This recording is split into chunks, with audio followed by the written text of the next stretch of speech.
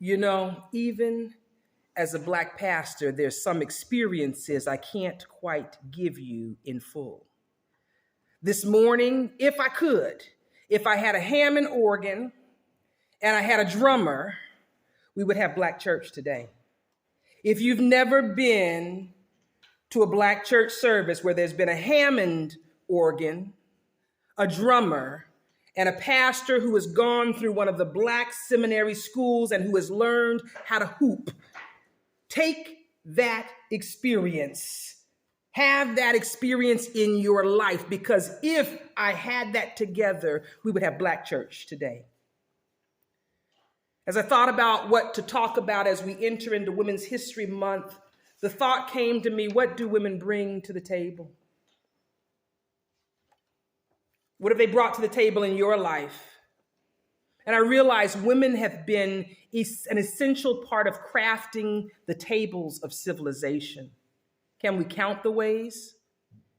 And then, because I am a friend of Google, I went on a Google deep dive. And as I was doing this deep dive, I found an interesting tidbit of history as I began to prepare this sermon that took me in a very different direction, but it energized me. It energized me to the point that I harassed both of my daughters this morning with TED Talks and YouTube videos and conversations, because I started out texting and I said, oh, this is too hard. Let me just call her. And she says, hello. What you doing? I'm in bed. And I never stopped talking. But it led me to a figure in history that was unknown to me. Now, the backstory was, as a child, I hated history. Hated it. It was a list of random facts. I couldn't see any connection whatsoever, especially in the way that it was taught in my early education. And then fast forward a few years ago, not for real, about 10. It's been a decade now, and of all things, I got a job as an assistant historian. I remember the conversation with the president of New South Associates. You see, they were working on a very large government contract, and my pay rate was tied to the qualifications as a historian because that was the work I was being contracted to do. Well, you seem like an excellent researcher, and you have an earned master's degree. We think we can meet the technical qualifications under the job title of assistant historian. And so it began. Now, the backstory to the backstory was the group that was a part of this had cussed out everybody else that had come their way, and they told her, you might want to call Lorana for some help. And so it began, me as a historian. My life has indeed been wild. But I stumbled across this guy named Sargon of Akkad, ruler of Mesopotamia. There are a whole lot of interesting things about this man, and I can't tell you about all of that this morning. If it sparks some interest to you, Google him. But what I will tell you about him is that he is said to be the illegitimate child of the priestess of the Sumerian goddess of love. Life happened, and his mom sent him down the Euphrates River in a basket, and the gardener man found him and adopted him and raised him as his son. Sargon eventually got a job and rise through the ranks to become the cupbearer of the king of Kish. That's a position of great trust because they poisoned kings back then, and the cupbearer was the one that tasted from the cup before the king. So the king sent him out on a mission to deliver a message of peace to the invading king that was approaching them. The invading king dismissed the peace offer. And instead, he told him, why don't you align with me? Sargon listened to the offer and accepted. And he and Sargon turned around and invaded the king of Cush and took over. Things were going along real fine. But a few years later, Sargon and his new king buddy that had conquered Kish together had a falling out. Now, the historical gossip says that he might have been sleeping with the king's wife. But needless to say, they became enemies and battled each other. And in the colloquial term, they whooped him, and Sargon overthrew this king, and his reign began. He chained up the king, paraded him through the streets, tortured him, and then executed him. And then he went on to unite most of the Fertile Crescent in his empire. Wars, wars, wars, and more conquests, and he founded some new cities. Babylon was one of them. He developed a military system, things like the composite bow, and he was foundational even amongst people like Napoleon the Great years later. His strategies were used by them in their conquest. And he had a daughter, one daughter. Her name was Enheduanna. Enheduanna. And he decided in his wisdom to appoint her as the high priestess of the God of wisdom, which was one of the most prominent religious positions of the time. I said, this is fascinating. This is the first person to create empires. This mindset of creating empires, going and conquering and creating.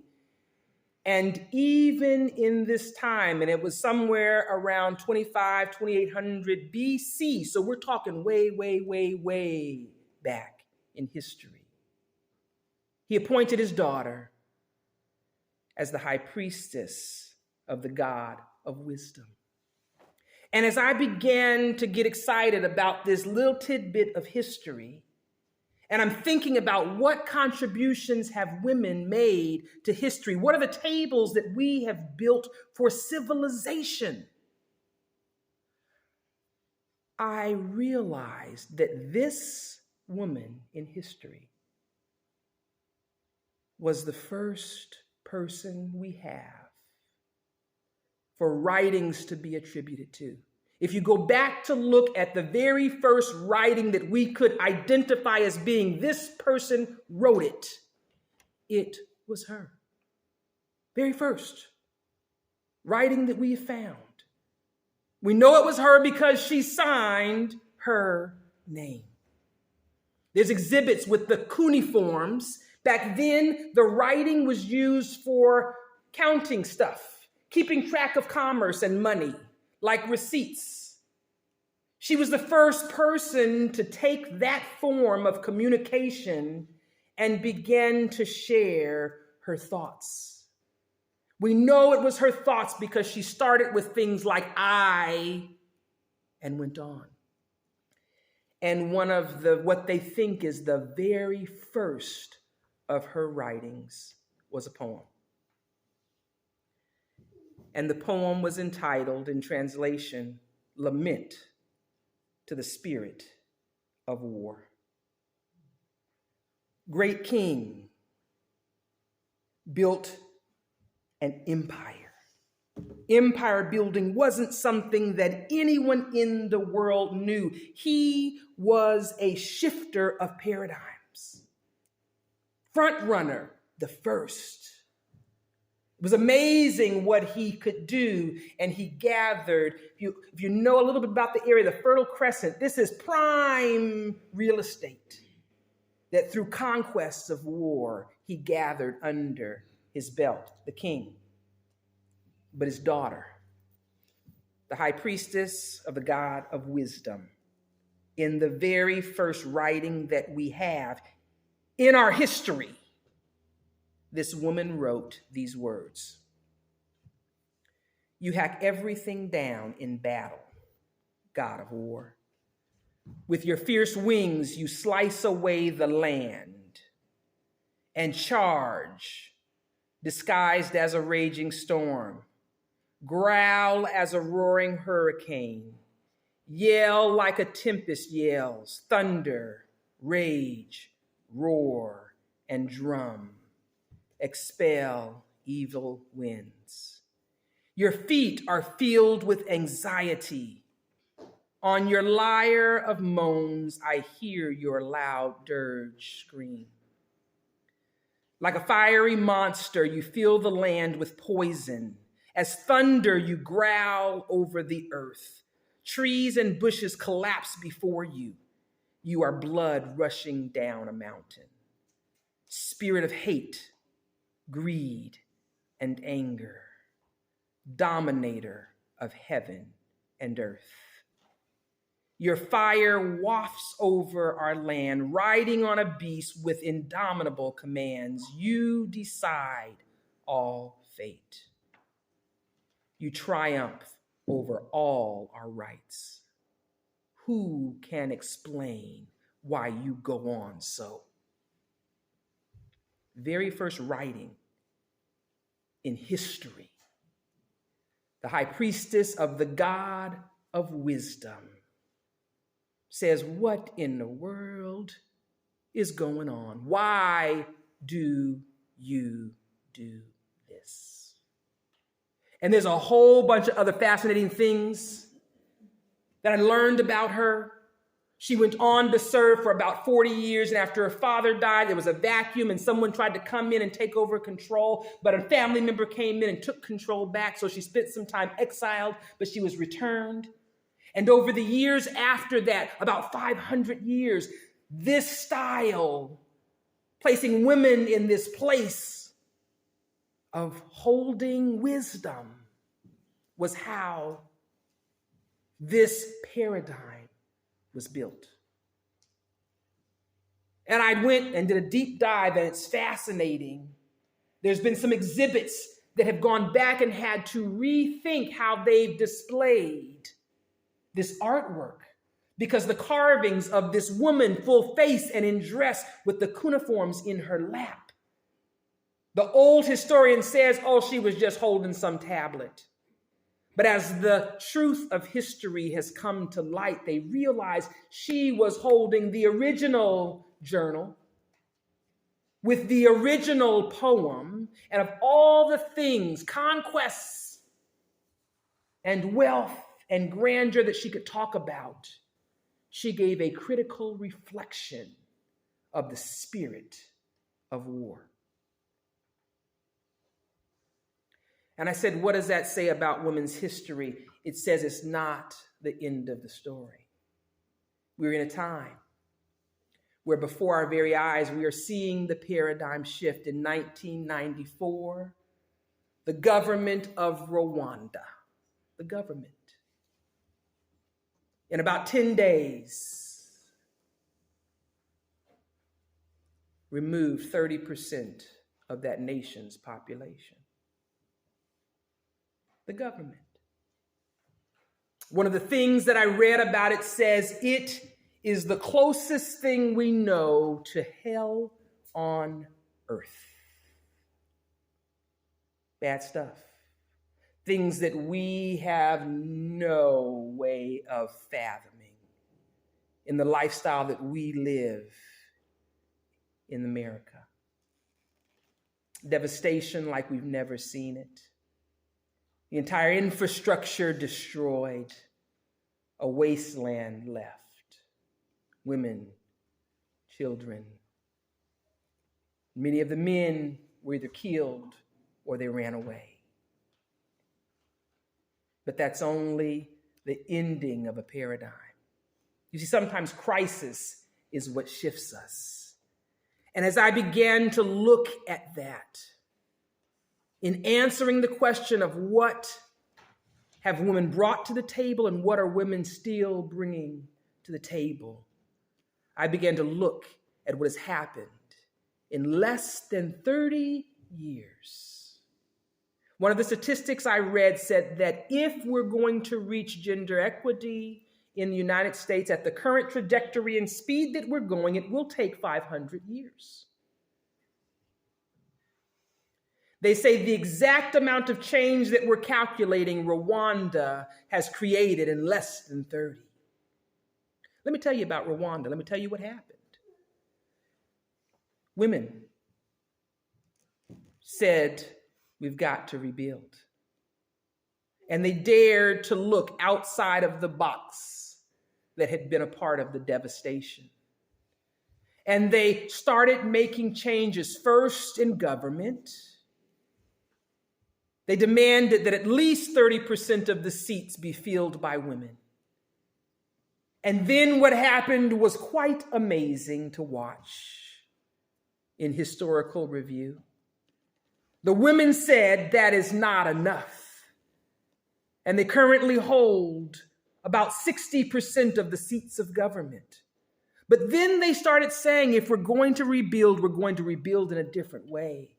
And in less than 30 years, the women of Rwanda have not only made peace in their land.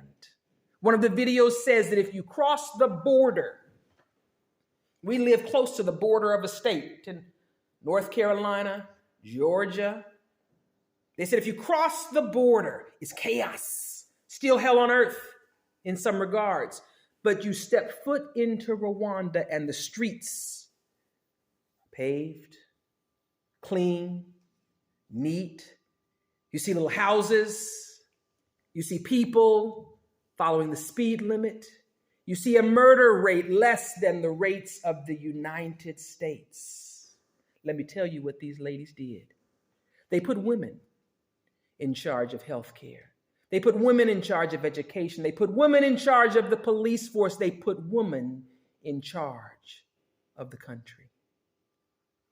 And what predictions say will take us 500 years to achieve, they have done in less than 30. And they says, and there's more to come. Women being allowed to live to their potential. Women taking what we have to right the ship that we're sailing in this paradigm.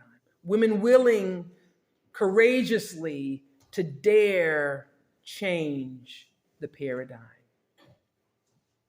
They are a model example of what it looks like when crisis shifts your paradigm.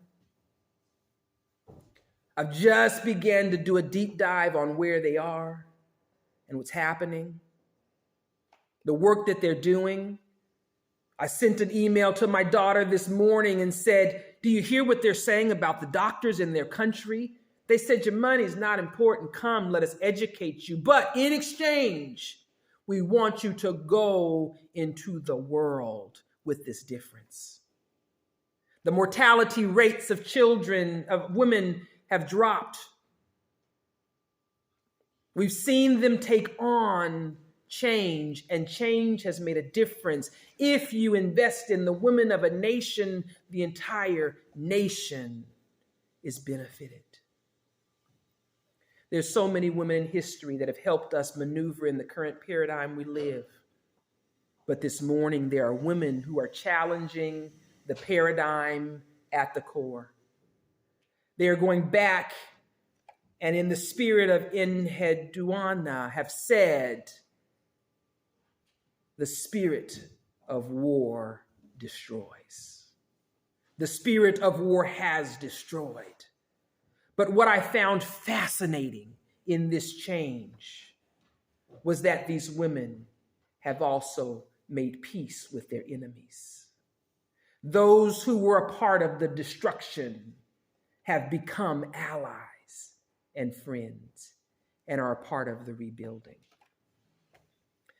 This morning, when we think about the places and the tables that women have built and contributed to,